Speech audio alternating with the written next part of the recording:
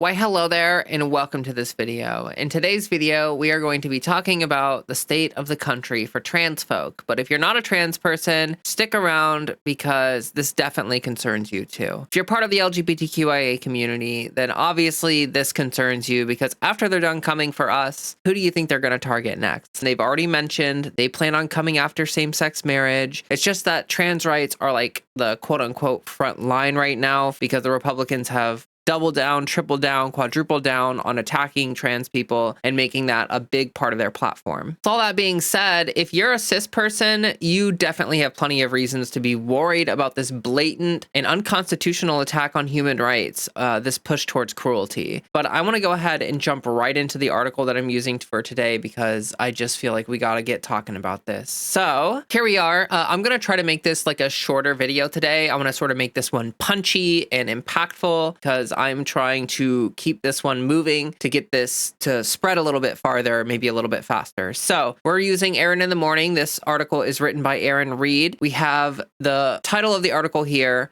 over 850 anti-LGBTQ plus bills filed in 2025, the most in history. So 2025 has been a difficult year for transgender people. Over 850 bills targeting the community have been filed, the most in United States history. I have to say, before we read the article, when I saw the headline here, my jaw dropped. 850 is an absolutely absurd number. It is massive, actually. Also, before we jump into the article, I just wanted to come over here. If you don't know about this website, this is translegislation.com. It is like the tracker for these anti-trans bills. So we can see some information here just before we jump into the article. 857 bills, 77 have already passed, 731 are active, and 49 of them have failed. So we can come down here and we can look at this. So in 2025, 857 bills are under consideration across the country that would negatively impact trans and gender nonconforming people. This number is anticipated to grow. So let's look at 2021. There were 143 bills and 18 of them passed. In 2022, there were 174 bills, 26 of them passed. In 2023, there were 615 bills, 87 of them passed. 2024, there were 701, 51 of them passed, and obviously 2025, the biggest number yet. So this is a really concerning chart. They give more information here, breakdowns by state, all of that stuff. One thing that I want to point out, they're talking about bills that have passed. Look at the numbers here. So back in 2021, 18 of them passed. There were 143 introduced and 18 of them passed. In 2023, 615 introduced, 87 passed. So this is something that we need to be concerned about. Even if all of these don't pass, even if a lot of them fail, even if a lot of them don't even get brought up for a vote, this is incredibly important for us to be paying attention to because they're passing legislation against us. Like they're actively, I guess you could say, making progress in their fight against trans rights. So really concerning stuff. Let's go back to that Erin in the Morning article. Over the past 5 years, Republican lawmakers have turned anti-trans legislation into a full-blown political obsession. What began as a handful of bills targeting sports participation and so-called religious exemptions has metastasized into a sweeping campaign against nearly every facet of transgender life: bathroom access, IDs, medical care, even the legality of one's identity. In 2020, there were just over 100 bills aimed at LGBTQ plus people. In 2025, that number has ballooned to more than 850, the vast majority singling out transgender Americans. What we are witnessing now is not a legislative trend. It is a coordinated, nationwide crusade. In 2020, most anti-trans legislation centered on banning transgender youth from sports, a proposal that at the time was considered extreme. The political optics of attacking LGBTQ plus people so soon after the Obergefell ruling were poor, and the memory of the North Carolina disastrous bathroom ban was still fresh. That law, which forced trans people to use restrooms that didn't align with their gender identity, backfired spectacularly and was widely credited with helping sink Republican prospects in the 2018 midterms in the state. Nevertheless, some Republicans had identified sports as a way to get their foot in the door to further discrimination. The president of the American Principles Project, Terry Schilling, detailed how this was the case. The women's sports issue was really the beginning point in helping expose all of this, because what it did was it got the opponent of the LGBT movement comfortable with talking about transgender issues. In the years that followed, the volume and severity of anti-trans legislation escalated dramatically. Over 200 bills were proposed in 2022 and more than 500 in 2023, with each legislative session raising the ceiling on what Republicans considered politically palatable. Sport bans, which were once fringe, became boilerplate by 2021. The next year, states that had passed sport bans moved swiftly to criminalize gender-affirming care, and drag bans and bathroom restrictions emerged as the new line of attack. Today, those once extreme measures are commonplace, and Republicans are setting their sights on even broader targets: ban on ID changes, adult healthcare restrictions, and increasingly punitive measures that chip away at the basic legal recognition of trans lives. Some bills have even proposed to criminalize transgender identities altogether. You've probably heard about that one bill in Texas, which is attempting to criminalize transgender identities. I don't think it'll pass. I don't think it'll even go up for a vote, but it's important that it's being considered. As of 2025, a staggering 867 bills have been introduced targeting transgender people across the United States. Of these, 122 would ban gender-affirming care for some segment of the trans population. Another 77 seek to bar transgender people from certain bathrooms, a threat made more tangible as arrests for alleged wrong bathroom usage have begun to mount. 73 bills aim to eliminate legal recognition of transgender people entirely,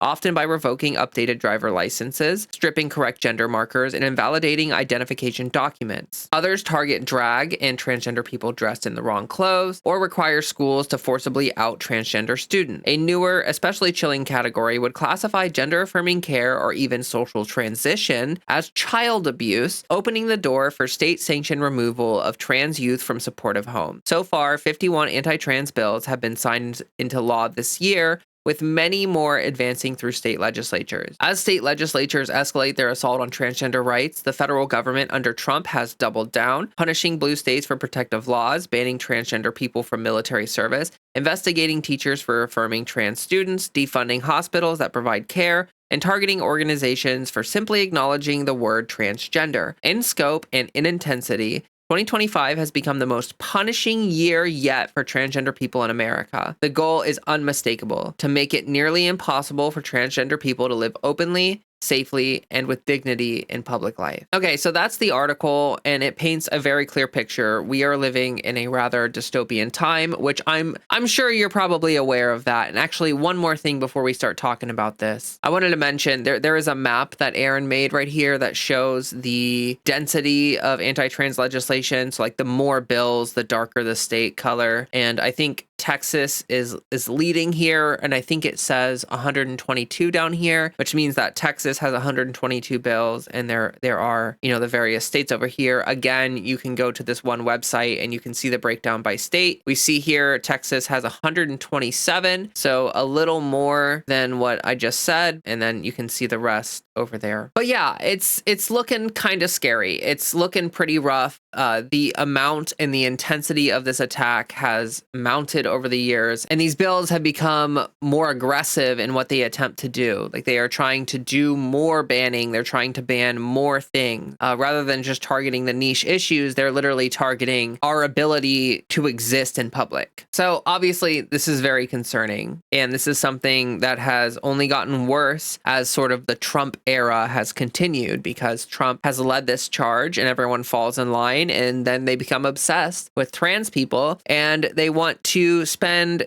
a bunch of time and effort and money campaigning against us, legislating against us, and trying to make our lives miserable while doing nothing to make your life better. So I have a couple points that I want to make here about this discussion in general. So first of all, many will not be brought up for a vote. Like, these bills have to be brought up. They have to be voted on. There's a limited amount of time in each session, each legislative session. And there are other bills also that are being proposed in these states. Like, they're not just doing anti-trans legislation or anti-LGBTQ legislation. So there is the part where like a lot of these bills won't get passed. We saw that in the chart we looked at where it's like, oh, in a certain year, maybe 600 are introduced and 87 pass. Now, the issue with this is that this is like a war of attrition. Okay, so a lot of these bills that are being introduced are like repeated bills that previously failed or didn't get brought up to vote. There's a lot of this kind of mounting pressure where it's like, oh, if this bill doesn't pass this year, we'll introduce it next year. We'll rework it. We'll try to do some different campaigning surrounding this bill to get this bill passed next year.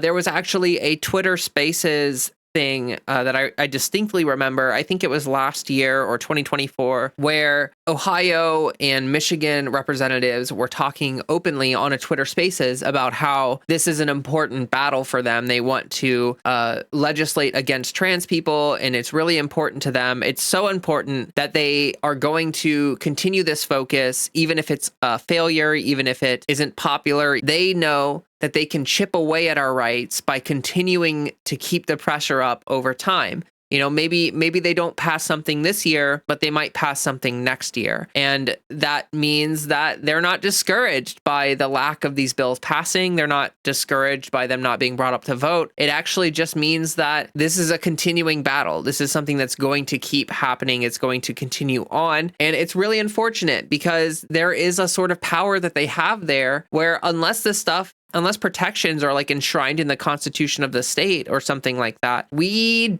just have to weather the storm. There's almost nothing we can do to stop them from continually introducing them year after year. It's a really problematic part of this battle is that like they recognize that this is not just a one and done or like, you try and you fail and you give up kind of thing. This is something that they ideologically care about. And if they can't do that today, if they can't do that this year, they'll do that next year. Or printed what I said. But sometimes we just have to look at taking the one bite at a time, doing it incrementally, take off a bite-sized portion of it, understand that it is going to have future consequences along the way. We just took that portion out of the SAFE Act and put it in that other bill so we could minimize the opposition that we had on this bill and just move them somewhere else. So sometimes, the Bible teaches us to be wise as serpents and harmless as doves. So figure out what's going to get your foot in the door, figure out what you can get past, and go for what you can get past. And once you get that past, then go for the next bite. Cis people are harmed by these bills. It's not just trans people. It's not just people in my community. It's everyone. Everyone is harmed by these bills. So one of the most obvious reasons why are things like genital checks. Now, this is something that is almost a certainty in the future if we continue down this road. They have bills introduced to ban people from quote unquote single sex spaces or whatever. They have bills that do that. Well, how do you enforce that? There are cis people who don't pass. How are you going to check? If someone's walking into the bathroom, you're going to stop them and demand that they prove their biological sex to you? Like, how are you going to do that? Like, are you going to demand chromosome tests to enter the bathroom? Like, one of the frequently discussed enforcement mechanisms for this is genital checks. And that's disgusting. Like, imagine you are a teenager in a high school and you want to participate on a sports team and your brow bone is a little bit big. Maybe you're cis, maybe you're trans, it doesn't matter. The coach might demand that you prove that you are the quote unquote biological sex or whatever that I hate using language like that, but you know what I mean. That might involve having a doctor do a physical inspection and provide like written documentation confirming the details of your genitals as a teenager that you have to supply to the school. That might include having a coach do a genital inspection on you at the school. This is perfect breeding grounds for like pedophiles. Like, this is the perfect place for people that want to abuse children to find a way to do it. It's disgusting. It's disgusting. So that's just the first point. The second point, which I kind of touched on a little bit, non-passing cis people or gender non-conforming people. We've already seen many instances of this. You can look it up on your own. Like there are stories about like this woman who worked at Walmart and she's very tall and she went to the bathroom and a man sprinted into the bathroom, the woman's restroom. A man, a assigned male at birth man, ran into the bathroom and started screaming about how he's going to like beat up this woman, do all of this horrible stuff. And then she was fired from her job for apparently not reporting correctly. It was a really disturbing story. You can look it up if you want. She worked at Walmart. She was a longtime employee. She's just tall. You cannot use passing as a way to judge whether someone's trans or not, because there are plenty of older women who have like facial hair, or women with PCOS that have facial hair. There are women with brow bones. There are women with deeper voices. There are women who are tall. Like diversity is a real thing. You know, cis people don't just look a certain way, and trans people don't just look a certain way. There's a grand amount of diversity there. There's a massive amount of diversity. And so this hurts people. Like there was another woman who went into the bathroom and I would describe as, she's sort of like a butch lesbian kind of vibe, you know, like definitely a cis woman, but she presents kind of masc in certain ways, or gender nonconforming, however you want to describe it. And she was followed into the bathroom by a police officer who threatened to arrest her. Stuff like this will continue to happen, especially if bigots feel emboldened by these bills passing. Like if a bathroom bill passes in your state and you're a cis woman, you need to be concerned about people harassing you or potentially calling the cops on you for using the bathroom. It's ridiculous. The next area where this hurts cis people, and specifically non-trans people, are parental rights. So let's say you're a parent and you and your spouse or whatever, your partner, you have a child or you adopt a child, and that child happens to be trans. Well, you now are being threatened to lose your parental rights. You're having threats levied at you to remove your parental rights. A lot of these bills are trying to take away the rights of parents to make decisions for their child. So let's say you want to let your child socially transition. You want to let them cut their hair, let them wear whatever clothes they want, let them go by whatever name they want. There are bills that we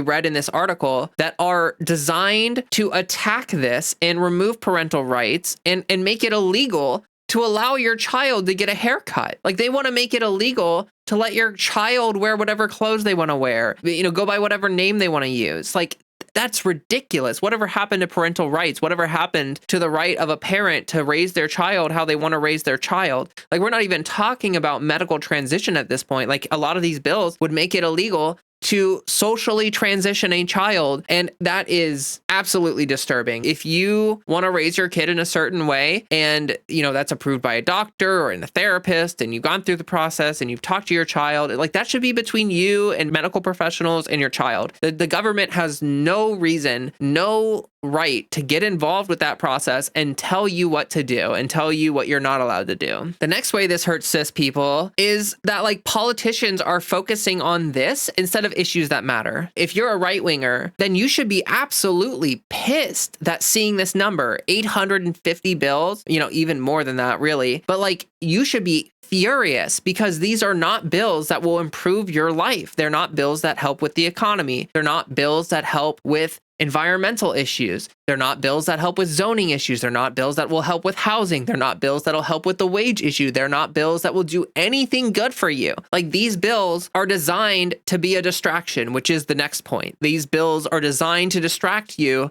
from all of the important stuff that you actually need from the government that they are not providing you right now. The federal government is in this constant gridlock and nothing ever gets done there. But at a state level, things can get done. We've seen Governor Tim Walz get a lot of stuff done in Minnesota. Minnesota has become one of the best states in the country because of Tim Walz's leadership, because of what he's been able to accomplish in that state, like free school lunches, maternity leave, all sorts. There are so many things that Tim Walz has gotten into the state of Minnesota that makes it a great state. And none of that was accomplished by focusing on hateful legislation. Like if you care at all about the material conditions that you're living in, then seeing this number, you should be calling your representatives and saying, what the hell are you doing? Why is this a thing? There should be zero of these bills because there should be a focus on doing things that actually matter.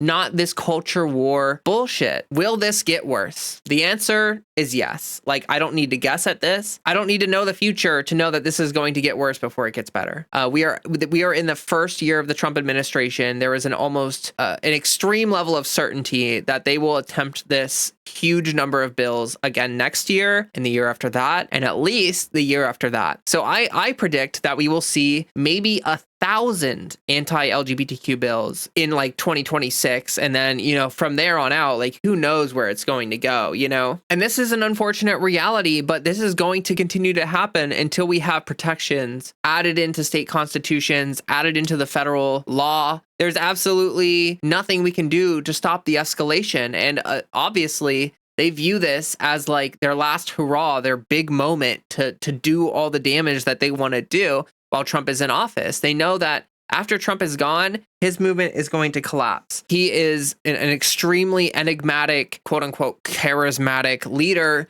that is leading the Republican Party right now in a fevered way. They have this massive amount of energy, and that's not sustainable. Once Trump is gone, there's no one that can replace him. Once he's gone, the movement will collapse. A lot of the MAGA people will become disaffected. There will be chaos in the Republican Party once Trump is gone from the head of it. And so they're going to keep focusing on this. This is going to be a big deal over the next 4 years. What can we do? What can we do? I talk about this a lot in my videos. Organizing. This, in my opinion, is the most important thing. We need to organize at a state level and a federal level. We need groups coming together, fighting this legislation, going to lobbying events, protesting, phone banking. We need to be involved at every level, and we need to have our reach increase in scope. Like, we need to make sure that we are doing everything that we can at a local and state, federal level to prevent this stuff from solidifying in our culture and solidifying in our law. It is commonly talked about how a lot of trans people are activists. Well, that's because we're being attacked. It's a scary time for us. And so a lot of us feel like we don't have necessarily the right to stay quiet right now. And now I know everyone can live their life how they want, and some people are not built for this kind of thing. And so, like, I'm not saying if you are trans, you have to be an activist. But what I am saying is that, like, if you care about the future for us, if you care about how things are going, if you want to make a difference, this is it. This is the fight right now. And so look at a local level. Try to get in touch with people, try to get connected to people. Even if it's just a local support group, they can help you network, help you find people in the community who are doing things. And then maybe there is already an organization in your local area that's doing action, that's doing things.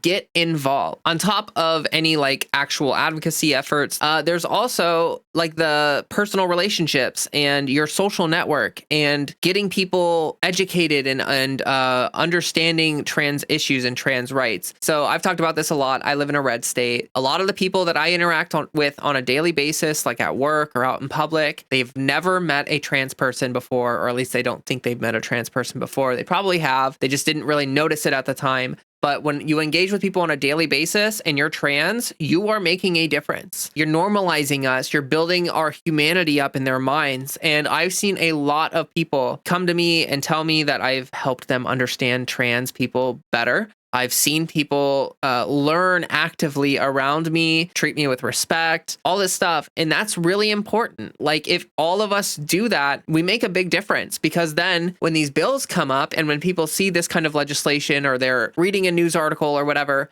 they're not thinking about the stereotype of a trans person that's painted for them by Fox News. They're thinking about you or me, and they're thinking like, I don't want Leah to be harmed by this legislation. Like, she doesn't deserve that. She's not one of these, blue-haired college trans right activists. She's just a normal person living her life, and she just wants to live her life. That is huge. It's massive. I don't know. I feel like it's sort of an unpopular take, unfortunately, on the left. I've had a lot of pushback from this kind of rhetoric before in my videos, where people say like, hey, if you want to dance with the bigots, then go for it. But I've been burned before, and I'm not going to be burned again. Now, I have to include this caveat because of that. If someone's like abusing you or harassing you, then like, of course you don't have to show them kindness, open your heart to them and try to get them to see the good in you or whatever. Like, that's not what I'm talking about. I'm talking about people that are just ignorant, people that are just living their lives. We tend to think that everyone is hyper political, everyone is hyper partisan in this era. That's not true. There are a lot of people who are just not tuned in. They just don't care. That's half of the population. There are a lot of people that we can educate, and no, it's not everybody, and no, it's not always worth it, but it's a worthwhile effort regardless, because it does work and it does help, even if it's not 100% of the time. I'm not telling you to put yourself in unsafe situations. I hope that that's pretty clear. So I do live in Ohio, and I wanted to mention this because this is coming up very soon. I want to make my community aware of this. The Trans Unity Coalition, they're doing a lobby day on April 30th. So I know that's like a week from when I'm recording this. So by the time the video comes out, it's probably only going to be like a few days away from when this video comes out. But I would really, really appreciate it if anyone in my community lives in Ohio and you are available on April 30th, please show up for this. Show up for this lobbying effort. Maybe you will talk to representatives privately and change their minds. Or maybe you'll just show up and show support, and you'll just be another person that'll help reinforce that there are real people affected by these bills and affected by this stuff. So what's going on in Ohio? There's a budget bill HB 96, and there are anti-trans provisions contained in the budget bill. In Ohio, there was a budget resolution or something that passed right before the new administration, I think late last year, and it included a bathroom ban for all public and private schools, K through college. So that means that a bathroom ban passed in Ohio through a budget bill that is literally all ages, private and public schools and colleges. All of those bathrooms banned for trans individuals. It's really dystopian. It's really sad. What this effort is to show up, and we're essentially saying, hey, don't keep these provisions in the bill. Pass the budget bill without this hateful legislation. There's no reason to pass this under the guise of a budget bill when it has nothing to do with the budget. It's literally,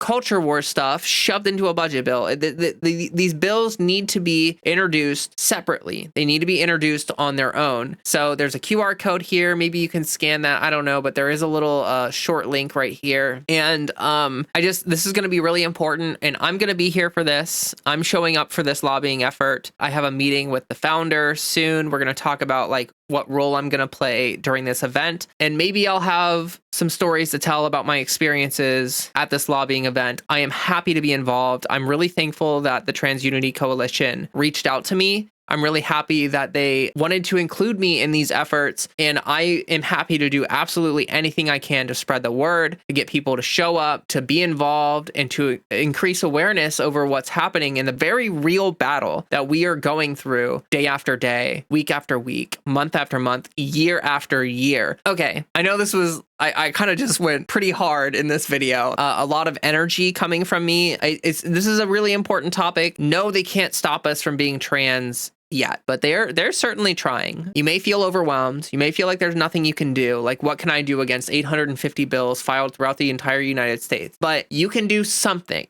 Right? Like, you can do a small thing. You do one small thing and you're one of 30,000 people doing one small thing. 30,000 people doing a small thing, that's not a small thing. If you phone bank, if you call your representatives, if you go to a lobbying effort, go to a protest, meet with a local organization, talk to your friends about what's going on, please get involved. But yeah, there will be links in the description. One of those links is a link tree.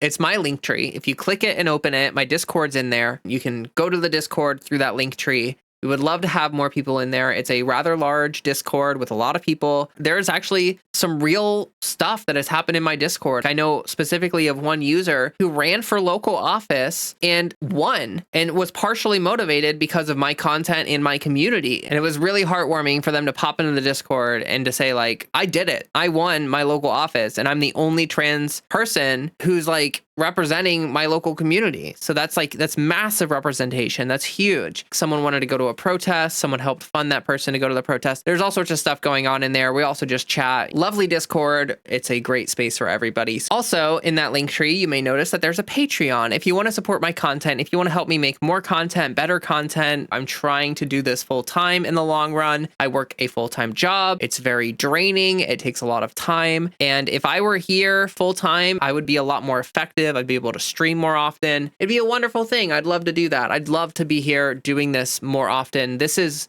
what I'm super passionate about. So please help support. Even if you can't give to the Patreon, just liking the video, watching all the way through, subscribing, sharing it to your friends. All of that helps me in the long run. So I super appreciate it. But yeah, I want to shout out my Patreon subscribers. They make a huge difference. We're going to have names flashing up on the screen right now. These are the paid members, not including my super supporters. They're going to pop up on the screen. And every single one of these people that you see popping up, huge thank you to you. Huge thank you. Thank you so much. You are supporting someone who wants to make a difference in the world. I could not thank you enough. And so I try, but lastly, I want to shout out my super supporters. They make a huge difference. Like, honestly, when I see someone sign up as a super supporter, sometimes I cry a little bit. I'm not afraid to admit that it makes me a little emotional. And I genuinely, from the bottom of my heart, have to thank them for everything that they do to help my channel. So we have Kate, we have Fiona Dobson, Cal Fiore, Jasmine Wilson, Maddie, Trisha Pizafred, Katie Bug, Sarah J. Buck, Nikki Notzel, Sarah, and Sam Howard. Thank you all so much. You're incredible. I genuinely appreciate it from the bottom of my heart. They just want to support me and help me grow. So really thank you so very much for all of that. And I will be back next week with another video. Before I get out of here, there's just one tiny little thing I need to do. Just one small little thing. And that is me asking you to drink some water.